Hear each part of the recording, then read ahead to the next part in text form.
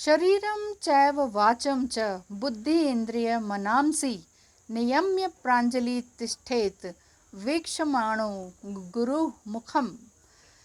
अर्थात शरीर, वाणी, बुद्धि, इंद्रिय और मन को संयम में रखकर हाथ जोड़कर गुरु को देखना चाहिए। नमस्कार, स्वागत है आपका नंदी एस्ट्रोलॉजी चैनल पर। मैं एस्ट्रोलॉजर लक्ष्मी नेगी आपके समक्ष प्रस्तुत हूँ आज ज्योतिष ज्ञान लेकर। जैसा कि आप सब जानते हैं कि हस्तरेखाओं का मानव जीवन पर क्या प्रभाव पड़ता है, उसी प्रकार हस्तरेखाएं मानव के प्रेम जीवन पर भी बहुत असर डालती हैं। आइए जानते हैं हस्तरेखाओं में मस्तिष्क रेखा यानी शीर्ष रेखा मानव के प्रेम जीवन पर क्या असर डालती हैं। चलिए बिना विलंब किए शुरू करते हैं। यदि शीर्ष रेखा यानी मस्तिष्क रेखा चंद्र क्षेत्र की ओर झुकी हुई हो तो कल्पना शक्ति बहुत बड़ी हुई होती है। ऐसा जातक कल्पना जगत के में ज़्यादा अधिक रहता है, काल्पनिक रहता है, वास्तविक जगत में थोड़ा कम ही रहता है। यदि प्रेम हो गया तो स्वर्ग समक्ष समझ बैठता है, निराशा हुई तो बिल्कुल ही हताश हो जाता है, प्रेम के पीछे लोक व्यवहार की उपेक्षा कर बैठता है। यदि शीर्ष रेखा करीब करीब शनि क्षेत्र के सीध तक हृदय रेखा की ओर झुकती चली जाए और फिर मुड़कर चंद्र क्षेत्र की ओर नीचे चली जाए, जैसा कि आप देख रहे हैं ना डायग्राम से, तो जातक जिससे स्नेह करता है उसके कारण घोर मानसिक कष्ट उसे प्राप्त होता है। ये बात है। यदि तीसरी बात ये शुरू करते हैं कि यदि शीर्ष रेखा यानी मस्तिष्क रेखा इतनी ऊंची हो कि उसके और हृदय रेखा के बीच में बहुत कम अंतर हो, जैसा कि एक कमेंट बॉक्स में सवाल आया था, हृदय रेखा के बीच में और मस्तिष्क रेखा लगभग एक जैसी हो जाए, एक ही दिखे, बहुत ही कम अंतर हो, तो दृढ़ और पुष्ट भी हो तो दिमाग और दिल पर वो काबू पा लेता है वैसा जातक। परंतु हृदय रेखा अधिक दृढ़ हो और पुष्ट हो तो दिल की भावनाएं दिमाग पर हावी हो जाएंगी। ठीक है। चौथी बात यह है कि यदि शीर्ष रेखा लंबी और सुंदर हो तो शुक्र क्षेत्र अति उन्नत ना हो, अति उच्च ना हो, तो जातक का प्रेम अपनी पति या पत्नी तक ही सीमित रहता है। मतलब जो भी है उन्हीं के साथ रहते हैं जिनके साथ भी संबंध है। तो जातक का ध्यान दाम्पत्य कर्तव्य पालन की ओर रहता है कि चलो भाई जो काम है वो काम वगैरह निभा लेते हैं, प्रेम भी साथ में है। आत्मसंयम रहता है और विशेष कामुकता ना होने से जातक पत्नीव्रता रहता है और पतिव्रता भी रहता है। जी हाँ, यदि आपको भी कुंडली एनालिसिस करवानी है, लव रीडिंग करवानी है, मैरिज कंपैटिबिलिटी जाननी है, शादी होगी कब होगी, ये सब कुछ जानना है, तो अलग अलग पैकेजेस के तहत नंदी एस्ट्रोलॉजी 8307788247 नंबर पर टेक्स्ट मैसेज करें और फीस जानें।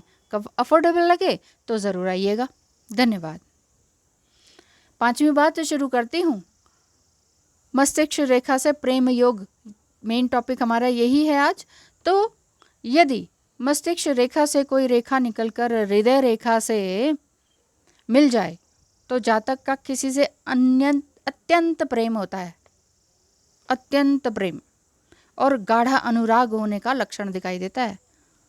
इस प्रकार का यह प्रेम इतना तीव्र होगा कि मनुष्य किसी लाभ, हानि, आशंका या मर्यादा की परवाह किए बिना प्रेम के वशीभूत हो जाता है। मतलब उसमें वो कुछ नहीं देखेगा, मान सम्मान, प्रेम, सोसाइटी, कुछ भी नहीं, बस प्रेम के वशीभूत है। भाई मुझे तो उससे अनुराग है, प्रेम है, ये बात। चलिए छठी बात बताते हैं। यदि मस्तिष्क रेखा लंबी और सुंदर हो और मंगल क्षेत्र पर जाकर समाप्त हो, ये है मंगल क्षेत्र, यहाँ पर जाके समाप्त होती है, तो परंतु एक बहुत बड़ी शाखा मस्तिष्क रेखा से निकलकर चंद्र क्षेत्र पर जाए तो जातक प्रेम में धोखा नहीं देता। ये बात है, जातक प्रेम में ऐसा धोखा नहीं देगा जिसकी मस्तिष्क रेखा लंबी सुंदर हो और मंगल क्षेत्र पर जाकर समाप्त होती हो। चलिए 7वीं बात शुरू करते हैं। यदि शीर्ष रेखा की एक शाखा चंद्र क्षेत्र पर जाए तथा दूसरी शाखा जाकर हृदय रेखा से स्पर्श करे, तो जातक प्रेम के कारण सर्वस्व बलिदान करने के लिए तैयार रहता है। ये आगे बात आपको समझ में 7 बातें। चलिए 8वीं बात शुरू करते हैं। वो ये है कि यदि मस्तिष्क रेखा अंत में 2 शाखाओं में विभक्त हो जाए और दोनों शाखाएं चंद्र क्षेत्र पर आ जाएं, ठीक है, दोनों शाखाएं चंद्र क्षेत्र पर आ जाएं तो कल्पना के आधिक्य के कारण मन विचलित रहता है। अर्थात इतना ज़्यादा इमोशनल और इमेजिनेशन बन जाता है, प्रेम के मामले में इमेजिनेटरी बन जाता है वो जातक कि उसका मन ही विचलित रहता है। अब क्या होगा, अब क्यों होगा, क्या होगा, हर पल का क्यों, क्या, कैसे भाग्य जानने के लिए आतुर रहता है।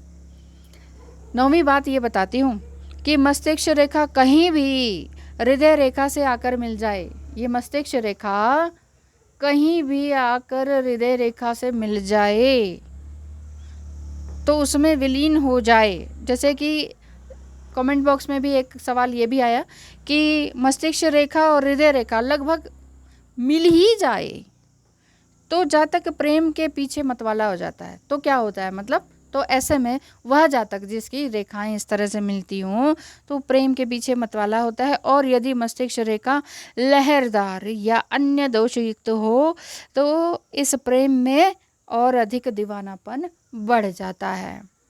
जिस तरह से दिखाते हैं फिल्मों में उसी तरीके से बस दीवानगी हो जाती है, ये वाली बात दिखाई देती है।